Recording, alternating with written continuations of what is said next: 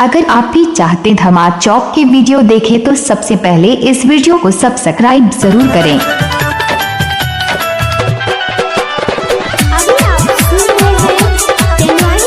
DJ Akhilesh Raj, DJ Akhilesh Raj.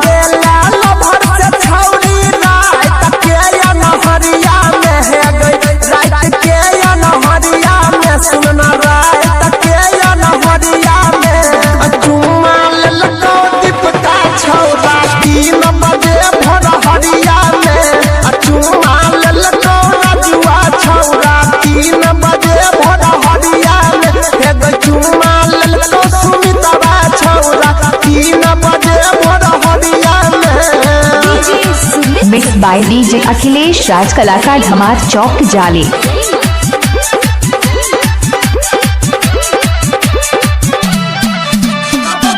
Mix by DJ Akhilesh Raj, कलाकार धमाल चौक Jale.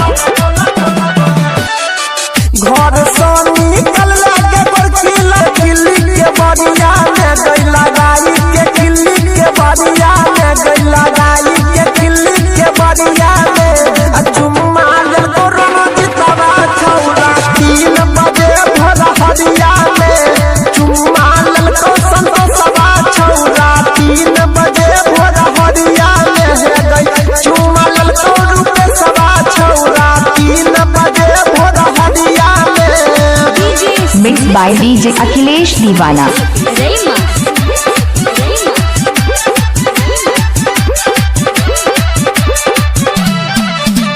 Mix by DJ Akhilesh दीवाना।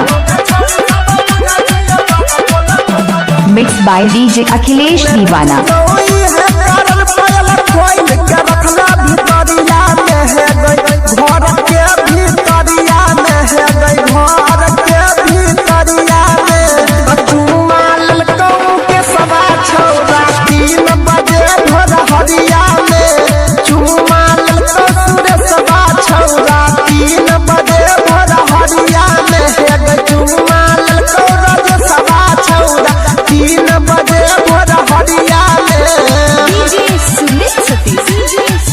मिक्स बाय डीजे अखिलेश राज, धमाल चौक। Mix by DJ Akhilesh Raj,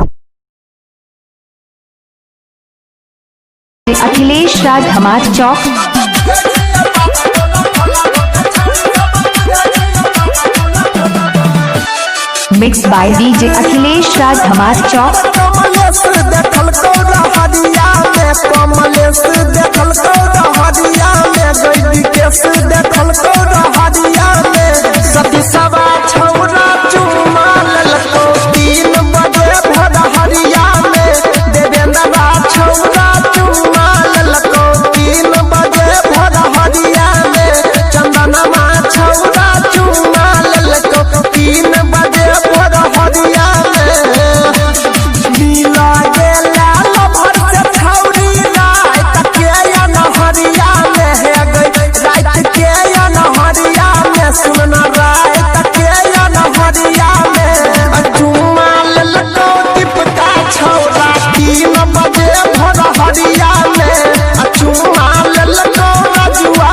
DJ Akhilesh Raj.